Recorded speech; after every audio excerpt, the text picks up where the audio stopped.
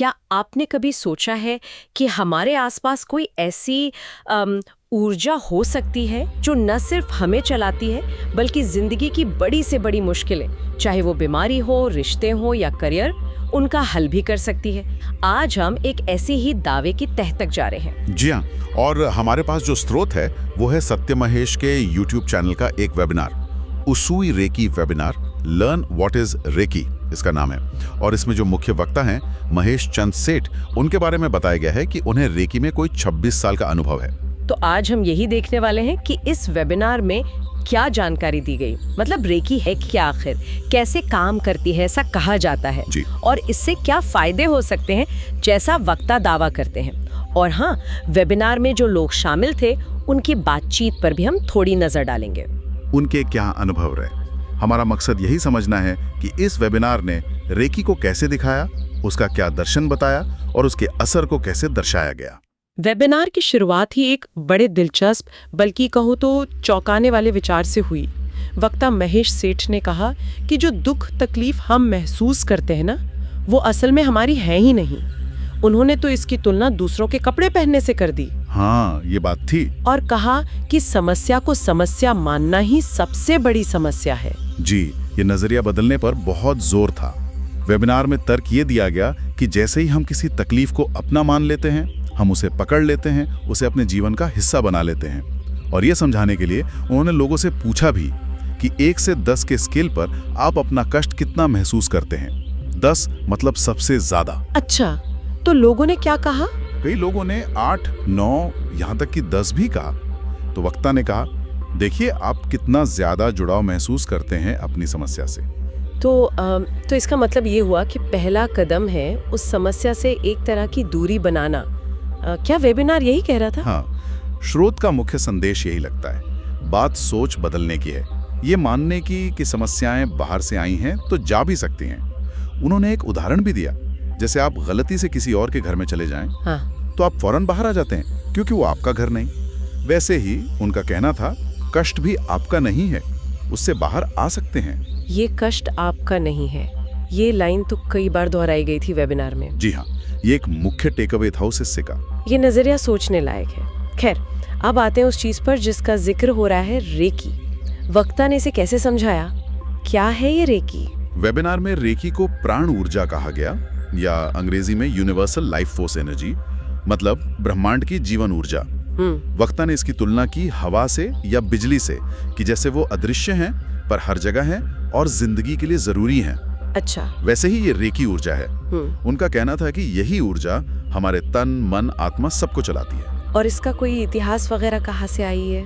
हाँ, स्रोत में जापान के डॉक्टर मिकाओ उसूई का जिक्र आया। बताया गया कि कोई 1920 के आसपास बहुत साधना और ध्यान के बाद डॉक्टर उसूई ने इस पुरानी ऊर्जा उपचार पद्धति को फिर से खोजा और उसे एक सिस्टम दिया जिसे आज हम रेकी कहते हैं। मतलब ये कोई नई चीज नहीं है? वेबिनार के अनुसार नहीं, ये एक भूली हुई विद्या है जिसे डॉक्टर उसूई ने दोबारा सबके सामने लाया। ठीक है, और इस ऊर्जा से होता क्या है, मतलब फायदा क्या है इसका स्रोत के हिसाब से? दावा ये है कि जब ये ऊर्जा हमारे शरीर में बिना रुकावट के बहती है तो हम स्वस्थ रहते हैं, संतुलित रहते हैं। हाँ। लेकिन तनाव से, नेगेटिव सोच से या दूसरी वजहों से जब इस ऊर्जा के बहाव में रुकावट आती है तो बीमारियां होती हैं, मानसिक भावनात्मक दिक्कतें आती हैं। अच्छा। तो रेकी को इस रुकी हुई ऊर्जा के प्रवाह को ठीक करने का, संतुलन वापस लाने का एक तरीका बताया गया। और ये सिर्फ बीमारियों के लिए है? नहीं, वेबिनार में ये भी दावा किया गया कि रेकी सिर्फ बीमारियों के लिए नहीं है, इससे रिश्ते सुधर सकते हैं, पैसे की तंगी दूर हो सकती है, मतलब जीवन के और भी हिस्सों में मदद मिल सकती है। एक अदृश्य ऊर्जा और इतने सारे फायदे, ये दावा तो वाकई ध्यान खींचता है। क्या वेबिनार में इन दावों को साबित करने के लिए कुछ दिखाया गया, लोगों के अनुभव वगैरह? जो ठीक हो गए थे, और कहा कि उनका वीडियो इंटरव्यू उनके YouTube चैनल पर भी है। ओह अच्छा। और इसके अलावा वेबिनार के दौरान ही कुछ लोगों ने लाइव अपने अनुभव शेयर किए। अच्छा, क्या बताया उन्होंने, कुछ याद है? जी, जैसे एक सज्जन ने बताया कि वो जिंदगी में बहुत उलझे हुए थे, कुछ समझ नहीं आ रहा था। उन्होंने कहा कि वक्ता से रेकी हीलिंग ली तो उन्हें दिमागी शांति मिली, चीजें साफ होने लगी। एक और महिला थी, उन्होंने बताया कि वो काफी बीमार थी, बिस्तर पर थी, लेकिन उनके मुताबिक रेकी हीलिंग से वो बहुत जल्दी ठीक हो गईं। और भी कुछ? हाँ, एक और व्यक्ति ने कहा कि जब से वो वक्ता और रेकी से जुड़े हैं, उनकी सालों पुरानी कई समस्याएं अपने आप हल होती जा रही हैं। ये जो पर्सनल कहानियां होती है ना, ये सुनने वालों पर असर तो डालती हैं। हाँ बिल्कुल, टेस्टिमोनियल्स किसी भी ऐसी पद्धति में भरोसा जगाने का एक बड़ा जरिया होते हैं। स्रोत ने इन्हें रेकी के असर, यहाँ तक कि चमत्कारों के सबूत की तरह पेश किया। पर यह ध्यान रखना जरूरी है कि ये व्यक्तिगत अनुभव हैं जिन्हें वेबिनार में रेकी के फायदों के उदाहरण की तरह बताया गया। ठीक है। तो वेबिनार में सिर्फ बातें ही नहीं हुई, कुछ करने को भी कहा गया, मतलब कुछ अभ्यास वगैरह, जैसे वो हाथों से ऊर्जा महसूस करने वाला। हाँ, बिल्कुल। वेबिनार का एक हिस्सा प्रैक्टिकल था। पहला अभ्यास यही था कि अपने ही हाथों में ऊर्जा को महसूस करने की कोशिश करें।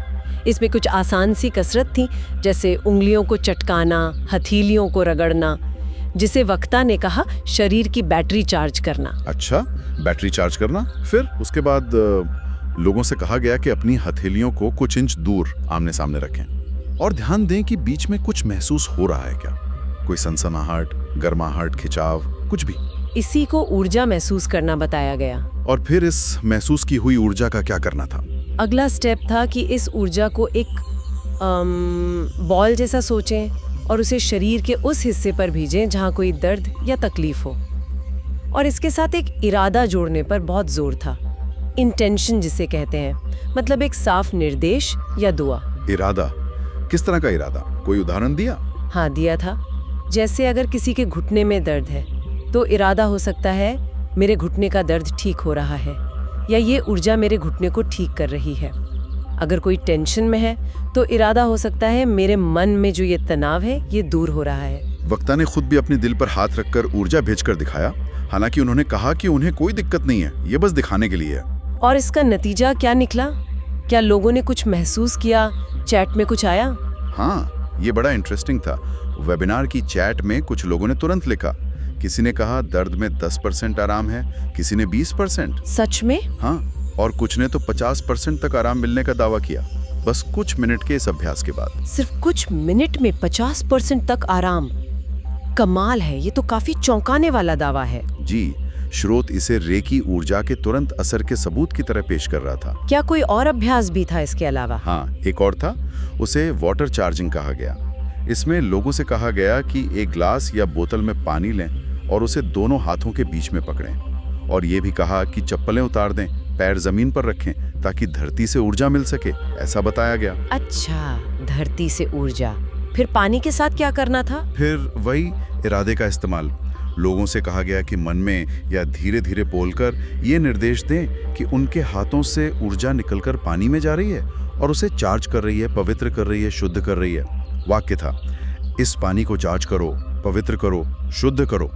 ये कुछ मिनट तक करने को कहा गया। और इसका मकसद क्या था? पानी चार्ज करके क्या होता है? मकसद ये था कि पानी उस ऊर्जा और इरादे को सोख लेगा। फिर अभ्यास से पहले और बाद में पानी पीने को कहा गया ताकि लोग स्वाद में कोई फर्क महसूस कर सकें। तो क्या लोगों को फर्क महसूस हुआ? कुछ लोगों ने चैट में लिखा कि हाँ, पानी का स्वाद मीठा लग रहा है या हल्का लग रहा है। तो स्रोत इन अभ्यासों को इस बात के सबूत की तरह दिखा रहा था कि देखो, ऊर्जा असली है, उसे आप कंट्रोल कर सकते हो और उसका असर तुरंत महसूस होता है, चाहे शरीर पर हो या पानी जैसी चीज पर। इरादे की शक्ति, ये बार बार आ रहा है। हाँ, इरादे की शक्ति को यहाँ बहुत अहम माना गया है। हाथों से ऊर्जा, इरादे की शक्ति, पानी का चार्ज होना, ये सारी बातें हमें एक और अहम मुद्दे पर लाती हैं जिस पर वेबिनार में काफी जोर था, हमारे विचार और ऊर्जा का कनेक्शन। बिल्कुल, ये तो वेबिनार का एक सेंट्रल थीम था।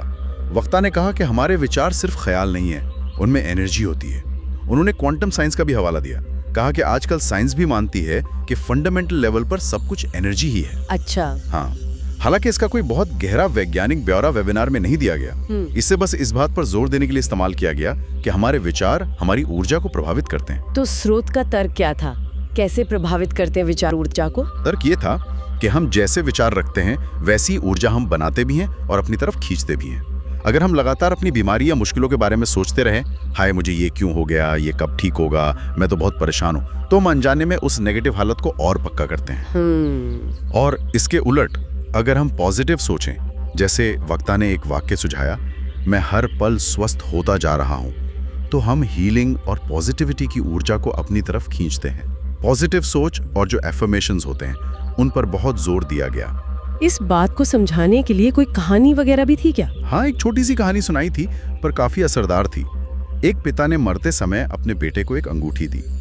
उसमें एक छोटी सी पर्ची छुपी थी। पिता ने कहा, बेटा, जब जिंदगी में ऐसा वक्त आए कि लगे अब कुछ नहीं बचा, सारे रास्ते बंद हैं, तब ये पर्ची खोलकर पढ़ना। और फिर बेटे की जिंदगी में वैसा मुश्किल वक्त आया होगा? हाँ, कहानी में बताया कि बेटे का सब काम ठप हो गया, कर्जा चढ़ गया, घर बिकने वाला था।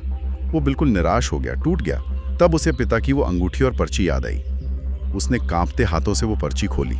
क्या लिखा था उसमें? जानने की उत्सुकता हो रही है। उसमें बस एक छोटा सा वाक्य था, ये दिन भी बीत जाएगा, दिस टू शैल पास। ओहो, मतलब ये कि जिंदगी में कुछ भी हमेशा नहीं रहता, न सुख न दुख। मुश्किल वक्त आता है पर वो गुजर भी जाता है। और वक्ता ने इस कहानी को रेकी से कैसे जोड़ा? उन्होंने कहा कि हाँ, ये सच है कि मुश्किल समय बीत जाता है, लेकिन रेकी उस बीत जाने के प्रोसेस को आसान और शायद तेज बनाने में मदद कर सकती है। रेकी उस मुश्किल दौर से निकलने की अंदरूनी ताकत और बैलेंस दे सकती है, ऐसा उनका कहना था। अच्छा, तो मूल संदेश फिर वही था, हमारे विचार, हमारा नजरिया हमारी हकीकत को बहुत हद तक बनाते हैं, और रेकी इस प्रक्रिया में एक मददगार हो सकती है, जैसा कि स्रोत दावा करता है। ये भी कहा गया कि अपनी समस्याओं पर ही अटके रहना अपने ही शरीर और एनर्जी के साथ नाइंसाफी है। तो अगर हम इस पूरे वेबिनार की जानकारी को एक साथ देखें तो क्या खास बातें निकल कर आती हैं? देखिए, सबसे पहले तो रेकी को एक यूनिवर्सल लाइफ एनर्जी बताया गया, जिसे डॉक्टर मिकाओ उसूई ने दोबारा खोजा। दूसरी बात, सोच बदलने पर बहुत जोर था। ये मानना कि तकलीफ हमारी नहीं है, उससे दूरी बनाना पहला कदम है। तीसरी बात, हाथों से ऊर्जा महसूस करना, पानी चार्ज करना जैसे प्रैक्टिकल अभ्यास दिखाए गए, ये दिखाने के लिए कि ऊर्जा से काम किया जा सकता है, इरादे से उसे दिशा दी जा सकती है। और चौथी और शायद सबसे अहम बात, विचारों की शक्ति पर बहुत ज्यादा बल दिया गया। स्रोत का तर्क है कि पॉजिटिव विचार और इरादे पॉजिटिव नतीजे लाते हैं, जबकि नेगेटिव विचार मुश्किलें बढ़ाते हैं। और इन सब दावों के सबूत के तौर पर लोगों के अपने अनुभव और वेबिनार में शामिल लोगों के तुरंत मिले फीडबैक को पेश किया गया। वक्ता ने ये भी कहा कि क्वांटम साइंस के हिसाब से सब कुछ एनर्जी है और हम सब असल में एनर्जी बीइंग्स हैं। बिल्कुल सही। स्रोत रेकी को जिंदगी की अलग अलग मुश्किलों, शारीरिक, मानसिक, भावनात्मक, आर्थिक का हल निकालने के एक तरीके की तरह पेश करता है, और इसका आधार है ऊर्जा का संतुलन और पॉजिटिव इरादा। इस स्रोत में जो जानकारी दी गई है, उसे सुनने के बाद ये सोचना तो बनता है कि अगर कोई इन बातों को अपनी जिंदगी में उतारे तो उसके अनुभव कैसे बदल सकते हैं, खासकर अपनी मुश्किलों या सेहत को देखने का तरीका। हाँ बिल्कुल, ये जानकारी जैसी कि स्रोत में दी गई है, किसी को अपने विचारों, अपनी अंदरूनी ऊर्जा और बाहरी हालात के बीच जो एक कनेक्शन बताया गया है, उसके बारे में ज्यादा सचेत मतलब अवेयर बना सकती है।